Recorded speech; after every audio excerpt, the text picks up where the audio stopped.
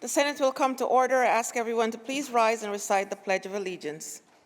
I pledge allegiance to the flag of the United States of America and to the republic for which it stands, one nation, under God, indivisible, liberty and justice for all. In the absence of clergy, let us bow our heads in a moment of silent reflection or prayer.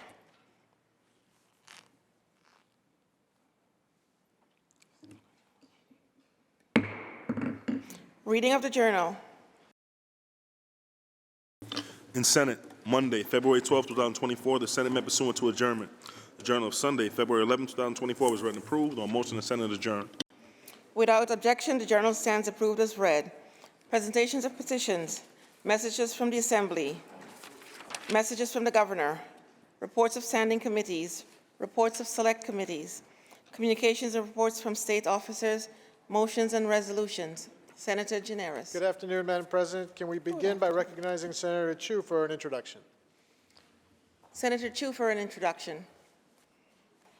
Thank you, Madam President, for allowing me to welcome a very special guest from local, my district, Brooklyn, Southern Brooklyn, to this chamber today. We know last Tuesday, I was able to recognize and pass our Lunar New Year resolution and mark the beginning of the 30-day celebration of Year of the Dragon.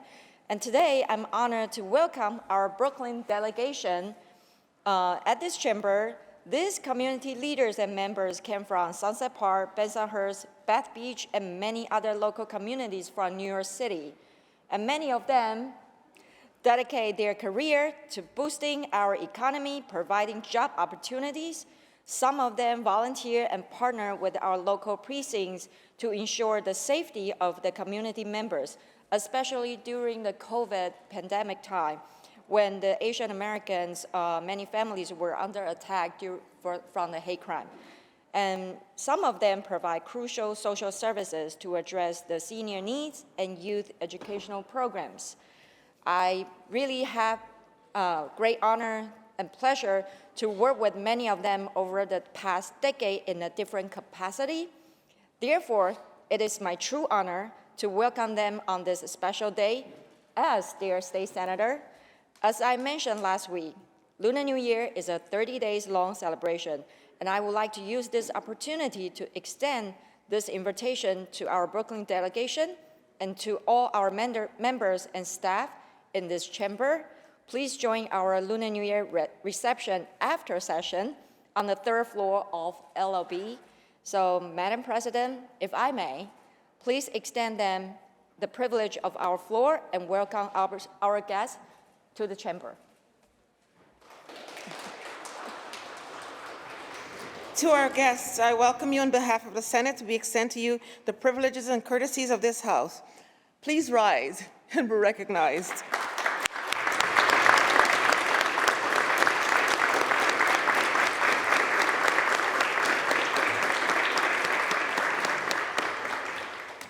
Senator Gineris. Madam President, I move to adopt the resolution calendar with the exception of Resolution 1806. All those in favor of adopting the resolution calendar with the exception of Resolution 1806, please signify by saying aye. Aye. Opposed, nay. The resolution calendar is adopted. Senator Gineris. Can we now go and take up previously adopted Resolution 1465 by Senator Fernandez, read its title, and recognize Senator Fernandez? Secretary will read. Resolution 1465 by Senator Fernandez, memorializing Governor Kathy Hochul to proclaim September 2024 as Recovery Month in the state of New York. Senator Fernandez on the resolution. Thank you so much, Madam President, and thank you to this body for allowing me to speak on the Recovery Day resolution. Today in Albany, we celebrate Recovery Day. If you saw everyone at the Capitol Center, the Egg Center and the convention there were numerous groups, advocates, family, friends, everyone that is in support of the recovery movement.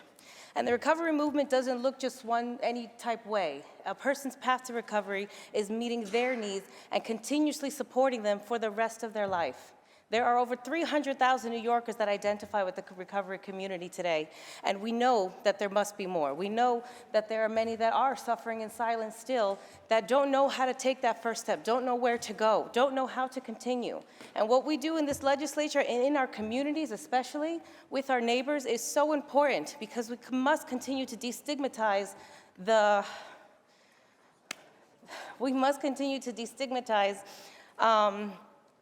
hate that is out there for those that are suffering with addiction. Everyone has their gripe, everyone has their struggle, and for some they are suffering with the disease that sometimes is uncontrollable.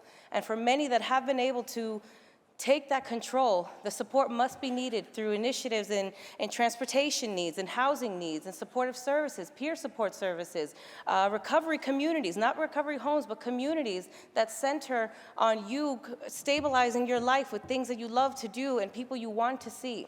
So I really do thank this body for always supporting those that are on the journey, that are about to take that first step on the journey, and please promise to commit to that journey so they can continue to be with their families, in their communities, and living the flourishing lives that we are all entitled to. Thank you so much, Madam President. Thank you, Senator. The resolution was adopted on January 9th. Senator Gineris. Next up, we have Resolution 1806 by Senator May. Please read that resolution's title and recognize Senator May. Secretary will read. Resolution 1806 by Senator May, congratulating Dr. Jeanette Epps upon the occasion of serving as a mission specialist aboard NASA's SpaceX Dragon to the International Space Station. Senator May. Thank you, Madam President. I am elated today to rise in honor of Syracuse's own Dr. Jeanette Epps as she prepares to launch as early as next week on a 6-month mission to the International Space Station. As we mark the year of the Dragon, it is fitting she will be flying aboard a spacecraft called the Crew Dragon Endeavour. Dr. Epps grew up on the south side of Syracuse, an area that is usually considered to be synonymous with struggle, with poverty, disinvestment, and racial injustice. But it is also a neighborhood of tremendous hopes and dreams, of parents, siblings, teachers, and community leaders who go above and beyond to help young people succeed, and of boundless educational opportunity. Jeanette Epps graduated from Corcoran High School, go Cougars, and has described her studies there as highly challenging and her teachers as true mentors. She stayed in Syracuse to go to Lemoyne College, go Dolphins, where again she found terrific professors and brilliant classmates and was able to pursue a physics degree that launched her on her path first to a PhD in aerospace engineering from the University of Maryland, and ultimately to achieve her greatest dream of joining NASA's astronaut corps in 2009. With this mission, Dr. Epps will be the 2nd Black woman to board the International Space Station and the 6th Black woman to ever go to space. Even as her childhood dream becomes a reality, Jeanette Epps never loses sight of where she came from. She returns to Syracuse often to give her message of hope and encouragement, especially to girls who look like her. Her mantra is, if I'm doing this, there's absolutely no reason you can't do this. She also continually gives back to her alma mater, Lemoyne College. She's such a dedicated member of the Board of Trustees that she plans to join a trustees meeting from space. My office has reached out to NASA so we can share the video of these proceedings. So Dr. Epps, if you are watching, please accept our very best wishes for a mission that is worthy of your dreams and for a safe return so you can continue to inspire us all. Madam President, I vote aye on the resolution. Thank you. The question is on the resolution. All in favor signify by saying aye. Opposed, nay. The resolution is adopted. Senator Gineris. Madam President, the sponsors would like to open these resolutions for co-sponsorship. The resolutions are open for co-sponsorship. Should you choose not to be a co-sponsor on the resolution, please notify the desk. Senator Gineris. Please take up the reading of the calendar. Secretary will read. Calendar number 88, Senate Print 7515 by Senator Stuart Cousins, an act in relation to providing assessment relief to property owners within certain municipalities. Read the last section. Section 11, this act shall take effect immediately. Call the roll. Adabo, Gianaris Kruger, or Stuart Cousins, White. Announce the results. Ayes 54. The bill is passed. Calendar number 128, Senate Print 1812A by Senator Adabo, an act to require the Department of Environmental Conservation to conduct a study on the feasibility of constructing a seawall. Read the last section. Section 2, this act shall take effect immediately. Call the roll. Adabo, Janoris, Kruger, Ort, Stewart-Cousins, White. Announce the results. Ayes 54. The bill is passed. Calendar number 131, Senate Print 3335A by Senator Mayer, an act to amend the executive law. Read the last section. Section 3, this act shall take effect immediately. Call the roll. Adabo, Janoris, Kruger, Ort, Stewart-Cousins, White. Senator Mayer to explain her vote. Thank you, Madam President.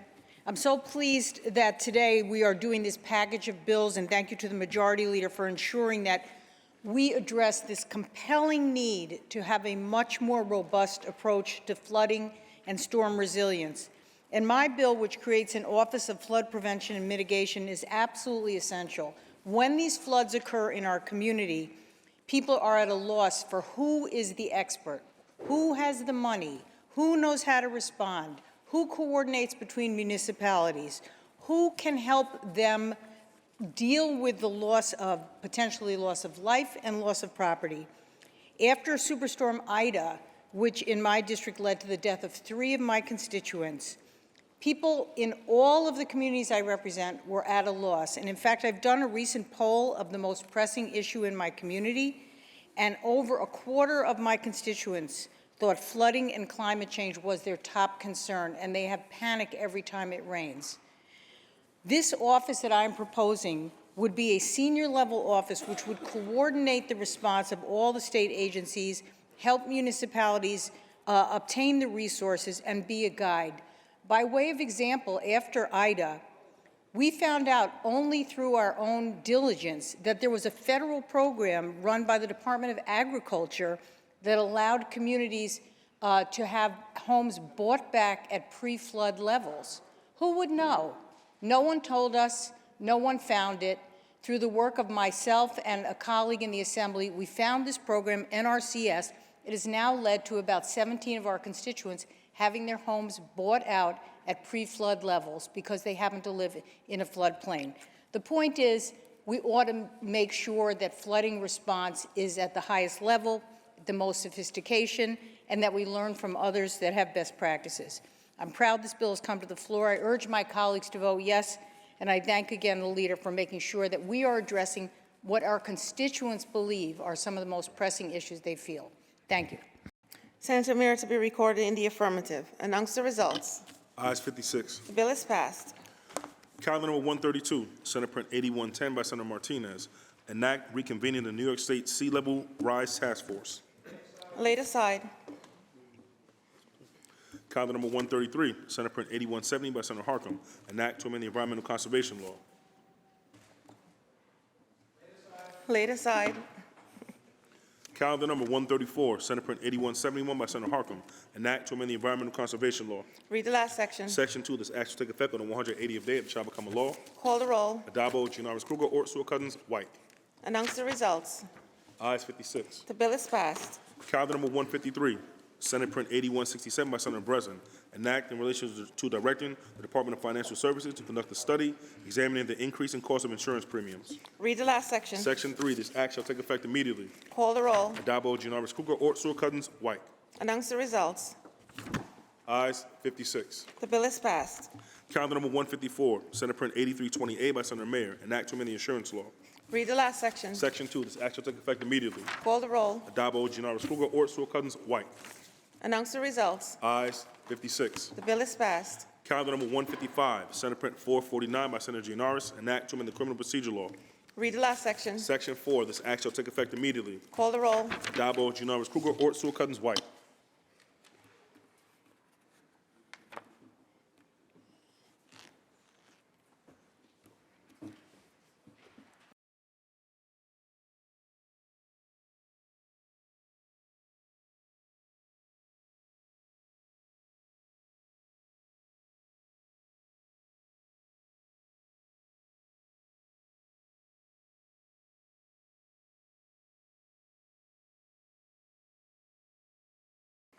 Announce the results.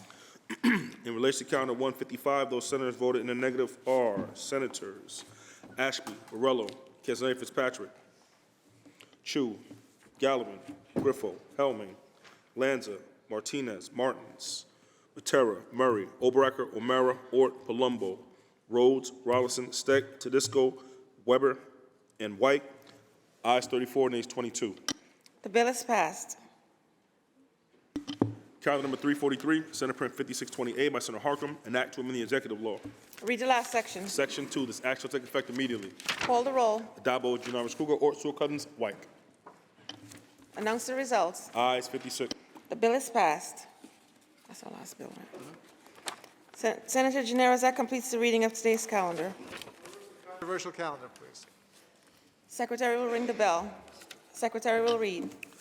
Calendar number 132, Senate Print 8110 by Senator Martinez, an act reconvening the New York State Sea Level Rise Task Force. Senator Lanza, why do you rise? Madam President, I believe there's an amendment at the desk. I waive the reading of that amendment and ask that you recognize Senator Helming. Thank you, Senator Lanza. Upon review of the amendment in accordance with Rule 6, Section 4B, I rule it non-germane and out of order at this time. Accordingly, Madam President, I appeal the ruling of the chair and ask that Senator Helming be heard on the appeal. The appeal has been made and recognized, and Senator Helming may be heard. Senator Helming. Thank you, Madam President. I rise to appeal the ruling of the chair. The proposed amendment is absolutely germane to the bill at hand. The bill at hand reconvenes the State Sea Level Rise Task Force. An amendment that I have before this body deals with creating a task force to address the impact of flooding on homeowners. As we all know, flooding creates tremendous damage and devastation for homeowners who are often left holding the bag for thousands of dollars in flood damage. This flooding doesn't occur just in coastal areas, but all across the state, including in the area that I represent, the Finger Lakes area and along Lake Ontario. In 2017 and in 2019, along Lake Ontario, including in Wayne County and Monroe County, we had horrendous flooding. In 2018, in Seneca County, we had the loss of millions of dollars of property and homes. And just recently, in July of 2023, more localized flooding in Ontario County, again, with devastating impacts to the people who are impacted. When we get torrential rainstorms, it can cause havoc in the communities we represent and put extreme burdens on people who are barely able to afford to get by as it is. We've already seen in other states, such as Florida, flood insurance premiums skyrocket, leaving many homeowners without a flood policy simply because they cannot afford it. As a legislative body, we should be taking every single step possible to make our communities and our housing stock resilient.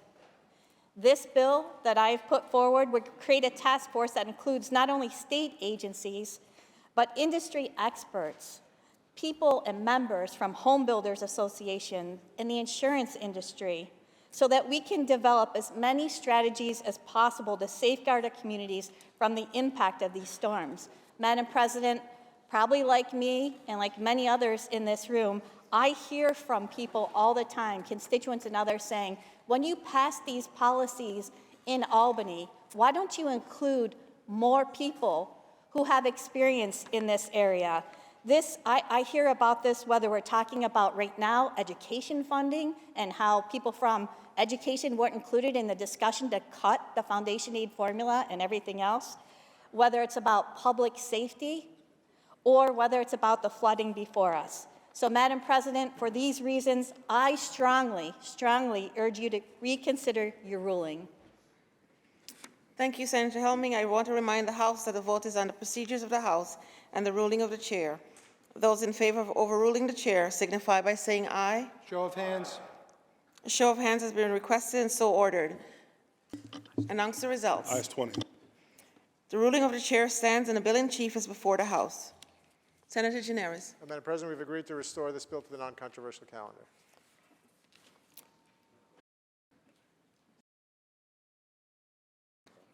Read the last section. Section 2, this act shall take effect immediately. Call the roll. Adabo, Janoris Kruger, Ort, Sewell Cousins, White. Senator Martinez to explain her vote. Good afternoon, Madam President. Recognizing that these transformative flooding events are no longer one-offs, but rather recurring threats to communities that we serve across the state and Long Island, it's essential for our state to take an approach that reflects the evolving situation that we are facing. We know that sea level rises increases the impacts of climate-induced natural disasters, and storms considered average are now having greater effects on communities due to the lack of resiliency measures. Reconvening this task force, a measure passed unanimously over a decade ago with the intent to evolve the way we approach sea level rise today. It will address coastal community resiliency, animal habitats and preserving our biodiversity, build insurance resiliency while also ensuring adequate education and resources, and review our current infrastructure we have in place. This bill does not prevent the task force from providing suggestions and/or recommendations moving forward. The goal of this bill is not to reinvent the wheel, but to actually find new ways to focus on what we're working on with. We don't want to burden our agencies with duplicative work, and it's more to build upon our efforts from 2007 and what we've been doing since and what we'll do moving forward. So, Madam President, I vote in the affirmative, and I urge my colleagues to do the same. Thank you. Senator Martinez to be recorded in the affirmative. Announce the results. Ayes 58. The bill is passed. Senator Gineris. Madam President, back to the controversial calendar and take up calendar 133, please. The Secretary will read. Calendar number 133, Senate Print 8170 by Senator Harkam, an act to amend the Environmental Conservation Law. Senator Lanza, why do you rise? Madam President, I believe there's an amendment at the desk. I waive the reading of that amendment and ask that you recognize Senator Steck. Thank you, Senator Lanza. Upon review of the amendment in accordance with Rule 6, Section 4B, I rule it non-germane and out of order at this time. Accordingly, Madam President, I appeal the ruling of the chair and ask that Senator Steck be heard on that appeal. The appeal has been made and recognized, and Senator Steck may be heard. Senator Steck. Thank you, Madam President. I rise to appeal the ruling of the chair. The proposed amendment is germane to the bill at hand because the bill at hand requires an annual accounting of the state's spending on stormwater and flooding reduction projects, and this amendment requires a supplemental study of the costs, benefits, technical and economic feasibility of meeting the CLCPA renewable energy target. The study would include a full cost-benefit analysis, including the current state of technology in place for electric generation, as well as the new and emerging generation methods, the impact of renewable energy target and compliance on prices, delivery rates and total bills that the consumers will pay, transportation costs, and the impact of the CLCPA compliance on natural gas market prices, among other factors. We have all undergone an extensive period of high inflation that has been devastating for New Yorkers. Food prices are high, energy prices are high, and people are struggling just to get by on a day-to-day basis. We have set forth ambitious goals for renewable energy in the state, but we have done so without doing the due diligence for what this will cost our ratepayers. If electric bills go up because of action of this legislature that forced New Yorkers to take, more and more people will continue to leave our state. We should do at least the very minimum and inform the public about what these renewable energy systems will cost them. For these reasons, Madam President, I strongly urge you to reconsider your ruling. Thank you, Senator. I want to remind the House that the vote is on the procedures of the House and the ruling of the chair. Those in favor of overruling the chair signify by saying aye. Show of hands. Show of hands has been requested and so ordered. Announce the results. Ayes 20.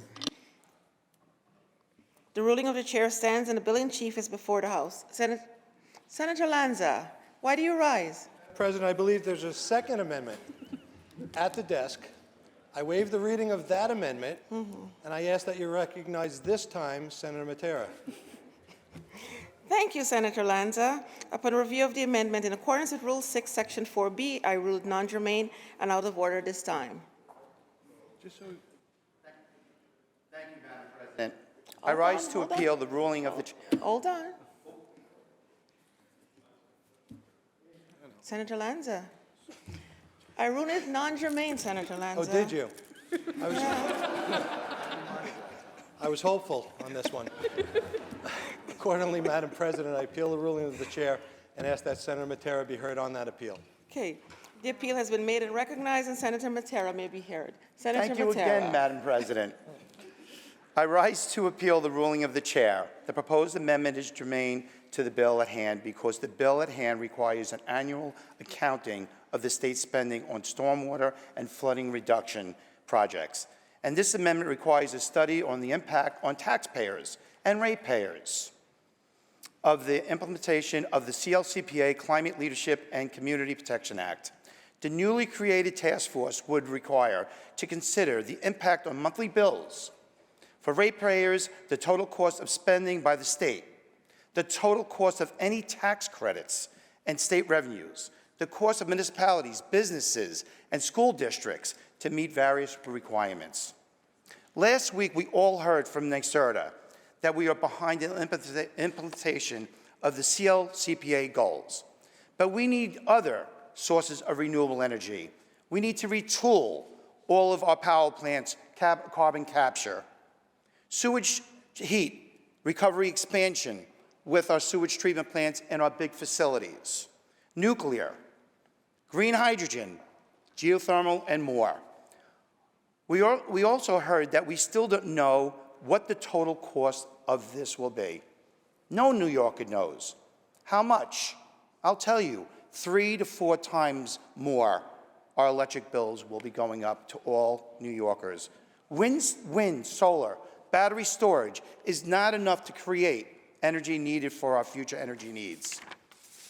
We all as state have set forth ambitious deadlines to meet emission goals.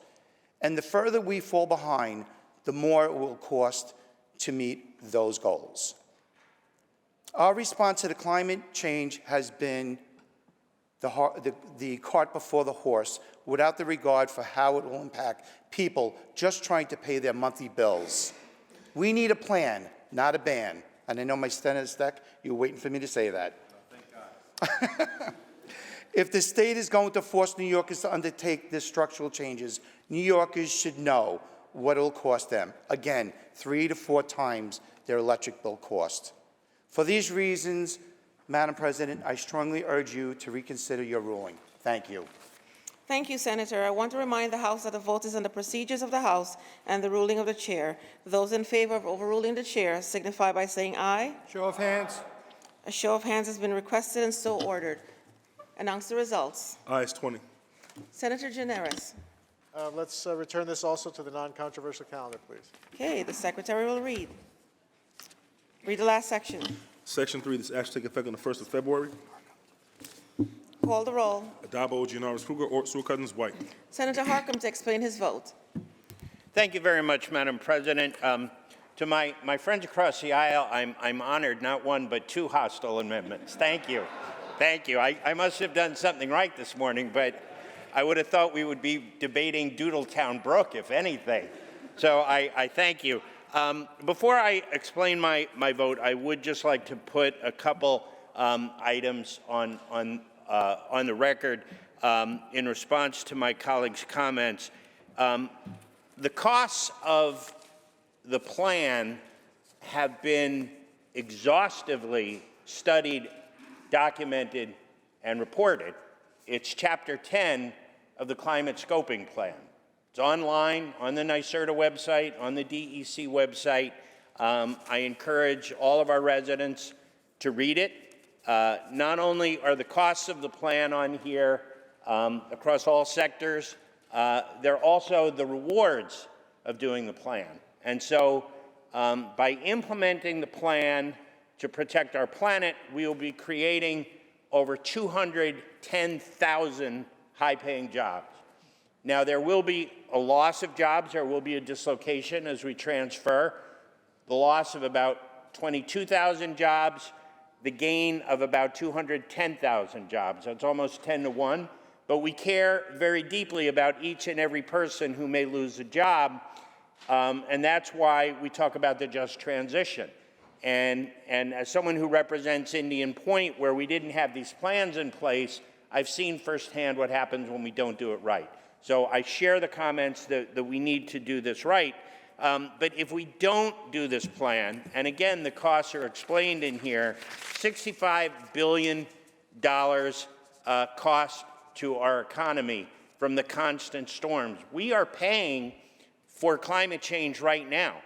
So we can either pay for a plan to mitigate and prevent and to harden and to deal with the resiliency, as some colleagues have mentioned on their bills today, or we can continue to pay the costs of the tune of $65 billion. The other I would add is because of poor air quality as a co-pollutant of carbon-based fuels, 1,500 New Yorkers die every year from asthma, from lung disease, from heart disease. And that's not me saying that, that's a medical community. 1,500 New Yorkers die needlessly because of our carbon-based economy. So again, I just want to say to everybody, Chapter 10 of the Climate Scoping Plan, costs and benefits laid out, documented. I encourage everyone to read, and I agree with my colleagues on the flooding package. We want to thank the leader. We need to get ahead of this now aggressively and invest in resiliency, not just on the other side on adapting to climate change. So I vote aye. Thank you very much, Madam President. Senator Harkam to be recorded in the affirmative. Announce the results. Ayes 58. The bill is passed. Senator Gineras, that completes the reading of today's calendar. Is there any further business at the desk? There is no further business at the desk. I move to adjourn until tomorrow, Wednesday, February 14th, Valentine's Day, at 11 right. a.m. On motion, the Senate stands adjourned until Wednesday, February 14th at 11 a.m.